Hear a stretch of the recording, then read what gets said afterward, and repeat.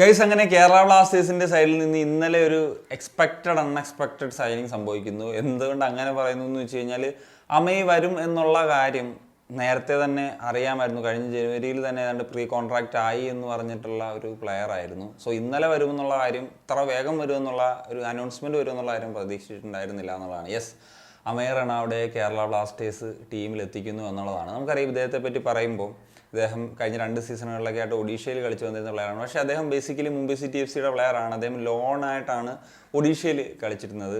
ഇപ്പം കഴിഞ്ഞ ദിവസങ്ങളിൽ ആ ക്ലബ്ബുകളൊക്കെ ആയിട്ട് വേർപിരിഞ്ഞിട്ടുള്ള ഒരു കാര്യം സോഷ്യൽ മീഡിയ വഴിയൊക്കെ തന്നെ നമ്മൾ അറിഞ്ഞിട്ടുള്ളൊരു കാര്യമാണ്. ആ സാഹചര്യത്തിലാണ് 27 വയസ്സുകാരനായിട്ടുള്ള ഈ ഒരു റൈറ്റ് ബാക്ക് താരത്തെ 5 വർഷത്തേക്കൊരു പെർമനന്റ് ഡീലിൽ കേരള ബ്ലാസ്റ്റേഴ്സ് സൈൻ ചെയ്യുന്നു എന്നുള്ള ഒരു വാർത്ത ഒഫീഷ്യലി തന്നെ ഇന്നലെ പുറത്തേക്ക് വന്നത്. നമ്മുടെ കേരള ബ്ലാസ്റ്റേഴ്സിന്റെ എപ്പോഴും ഉള്ള ഒരു പ്രശ്നമാണ്, റൈറ്റ് ബാക്കിൽ ഒരു പ്രോപ്പർ ആയിട്ടുള്ള പ്ലെയർ ഉണ്ടാവില്ല. എനിക്ക് തോന്നുന്നുണ്ട് റാക്കിപ്പ് കഴിഞ്ഞതിന് ശേഷം അങ്ങനത്തെ ഒരു പ്രോപ്പർ റൈറ്റ് ബാക്ക് പ്ലെയർ ഉണ്ടായിട്ടുണ്ടോ എന്നുള്ള കാര്യത്തിൽ ഭയങ്കര ഡൗട്ടുണ്ട്. അപ്പം അതുകൊണ്ട് തന്നെ ഈ ഒരു സൈനിങ് എന്താണെങ്കിലും ഒരു ഇൻട്രസ്റ്റിംഗ് ആണ്.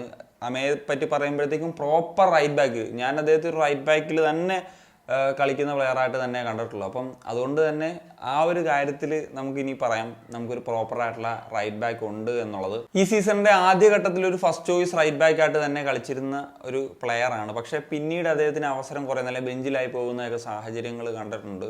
അതിന് 2 കാരണങ്ങളുണ്ട്. ഒന്നിപ്പം അദ്ദേഹത്തിൻ്റെ ഒരു ഫോം തന്നെ പ്രശ്നമായേക്കാം. കാരണം അതിന് മുന്നത്തെ സീസൺ വെച്ച് നോക്കുമ്പോൾ കഴിഞ്ഞ സീസണിൽ അദ്ദേഹത്തിന് കുറച്ച് പാളിച്ചകൾ സംഭവിച്ചിരുന്നു എന്നുള്ളത് ശരിയാണ്.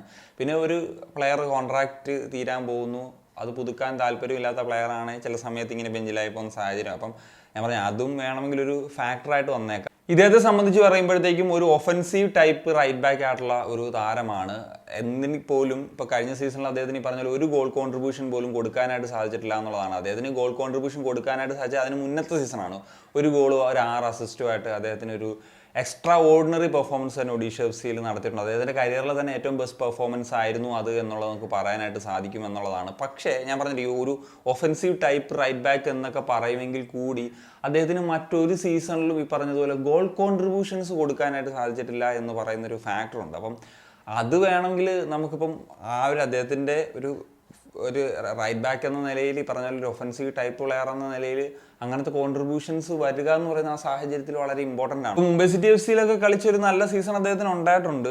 ഈ പറഞ്ഞ ഫസ്റ്റ് ചോയ്സ് RB ആയിട്ട് നല്ല പെർഫോമൻസ് നടത്തിയിട്ട് മുംബൈ സിറ്റി എഫ് സി കപ്പടിച്ചിട്ടുള്ള വർഷം നമുക്കറിയാം അദ്ദേഹമായിരുന്നു ആ റൈറ്റ് ബാക്ക് പൊസിഷനിലായിട്ടുണ്ടായിരുന്നത് എന്നൊക്കെയുള്ള കാര്യം പറയാം. ഞാൻ ഈ ഒരു കാര്യം ജസ്റ്റ് പറഞ്ഞു എന്നുള്ളത് മാത്രമാണ്. അതായത് കോൺട്രിബ്യൂഷൻസ് ആ ഒരു സീസണിൽ മാത്രമേ ഉണ്ടായിരുന്നുള്ളൂ. എന്താണെങ്കിലും ഇതിൽ ഈ ഒരു സൈനിങ് വരുന്ന സമയത്ത് നമുക്ക് ഹാപ്പി ആകേണ്ട ഒരു കാര്യം പറഞ്ഞാൽ ഒരു പ്രോപ്പറായിട്ടുള്ള റൈറ്റ് ബാക്ക് നമ്മൾ കാത്തിരുന്നതാണ്, ഏറെ നാളുകൾക്ക് ശേഷം വന്നു എന്നുള്ളൊരു കാര്യമുണ്ട്. പിന്നെ ISL എക്സ്പീരിയൻസ്ഡ് ആയിട്ടുള്ളൊരു താരത്തെ സൈൻ ചെയ്തു എന്ന് പറയുന്നത് ഒരു പോസിറ്റീവായിട്ടുള്ള കാര്യമാണ്. ഇതൊക്കെ പലപ്പോഴും നമ്മൾ മിസ് ചെയ്യുന്ന കാര്യമാണ്. അതുകൊണ്ടാണ് അതൊരു പോസിറ്റീവായിട്ട് തന്നെ എടുത്ത് പറയുന്നത്.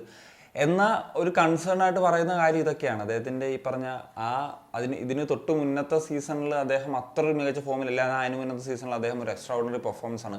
ആ ഒരു പെർഫോമൻസ് ആണ് നമ്മളെല്ലാവരും എക്സ്പെക്ട് ചെയ്യുന്നത്. അത് കേരള ബ്ലാസ്റ്റേഴ്സിലേക്ക് വരുമ്പോഴത്തേക്ക് അദ്ദേഹത്തിൻ്റെ ഭാഗത്തു നിന്ന് ഉണ്ടാകുമോ എന്നുള്ളത് നമുക്ക് കണ്ടറിയണം. കാരണം കഴിഞ്ഞ സീസൺ ഇപ്പം ഒഡീഷ എഫ് സിയുടെ മാനേജ്മെൻറ്റ് സൈഡിൽ ഉള്ളിലൊക്കെ കുറേ പ്രശ്നങ്ങളൊക്കെ ഉണ്ടായിരുന്നു. അതൊക്കെ പലതരത്തിലൊക്കെ പ്ലെയേഴ്സിനെയൊക്കെ ബാധിക്കാം. നമുക്കറിയാമല്ലോ, ഇപ്പോൾ ജാഹുവിൻ്റെ ആണെങ്കിലും ഒക്കെ പ്രശ്നങ്ങളൊക്കെ നമ്മൾ കണ്ടിട്ടുള്ളതാണല്ലോ. അപ്പം അമയെ നമുക്ക് ഈ പറഞ്ഞ ഒരു ബെസ്റ്റ് പെർഫോമൻസ് ആ റൈറ്റ് ബാക്ക് പൊസിഷനിൽ എക്സ്പെക്റ്റ് ചെയ്യുന്നു എന്നുള്ളത് തന്നെയാണ് പറയുന്നത്. അപ്പോൾ അദ്ദേഹത്തിൻ്റെ ഭാഗത്തു നിന്നാണ് അത് കിട്ടേണ്ടത്. പിന്നെ പറഞ്ഞാൽ കാറ്റല അദ്ദേഹത്തെ എങ്ങനെ ഉപയോഗിക്കുന്നു ഒക്കെ ഇതൊക്കെ ഫാക്ടറായിട്ട് നിൽക്കുന്നു എന്നുള്ളൊരു കാര്യം തന്നെയാണ്. എന്താണെങ്കിലും ആദ്യത്തെ ഈ ഒരു സീസണിലെ സൈനിങ് ആണ്. അത് ഈ പറഞ്ഞതുപോലെ നമുക്ക് വേണ്ട പൊസിഷനിൽ തന്നെ ഒരു സൈനിങ് നടത്തിയിട്ട് സ്റ്റാർട്ട് ചെയ്യുന്നു എന്ന് പറയുന്നത് സന്തോഷിപ്പിക്കുന്ന കാര്യം തന്നെയാണ്. അപ്പം ദാറ്റ്സ് ഇറ്റ് കേസ്. അപ്പോൾ അത്രയൊക്കെയാണ് പറയാനുള്ളത്. അപ്പോൾ നിങ്ങളുടെ ഒപ്പീനിയൻസ് എന്താണ് തീർച്ചയായും കമ്പോസ് ചെയ്യാൻ പറ്റും. Signing off.